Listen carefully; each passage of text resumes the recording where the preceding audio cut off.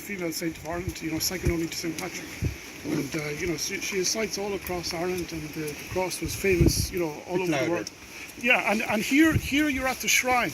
As you can see here, this I think was built about the 1950s. But then just up the road, you have the remains of the church where she would have been born or near there.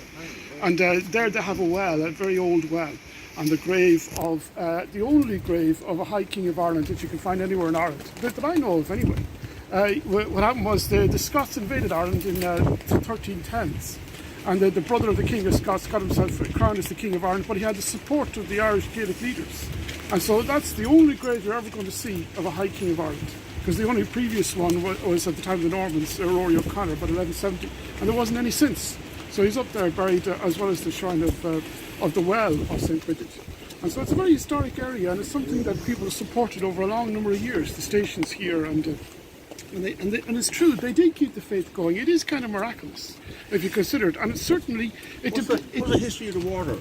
The water coming out of the pipe there? I don't know, but it's probably an old well then, yeah. You see, it was an old site and they did it up. You can see that building there. It's not that long ago they built that. And then apparently they knocked down a lot of bushes and all that that were around here, but they did leave the stones. So it is very old, although it doesn't look at all entirely, So, do you have any questions about St. Bridget that Brian might be able to answer? There is some relics. I believe they're buried in here, some of her reliquary. And she's buried also in St. Patrick, some other remains. Well, yeah, I don't know. Yeah. There's a lot is legend as well, but of course she did exist. She was a great person, but she is tied up with a lot of legend, So I'm not sure I'd go so far as to say the current Qatar is made out of her cloak, but there's a lot that I do believe. It did. Yeah. Her cloak over her. Yeah. Well, there you are. Was she officially declared the patron saint of Ireland? And Did we have a decent writer? Well, St. Patrick knows the patron saint of Ireland. yeah, but there's some kind of patronage. What is this? Yeah. I suppose She's considered the second. Yeah. Yeah. Yeah.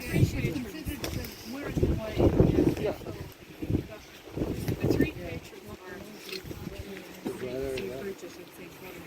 Yeah. And They were saints of Ireland before the Vatican instituted canonization. Yeah.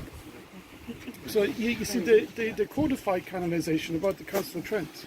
And so they claim some of the previous saints aren't officially saints because there's a specific process. But of course they are saints, It's just officially they're not, didn't go through that process. Thank you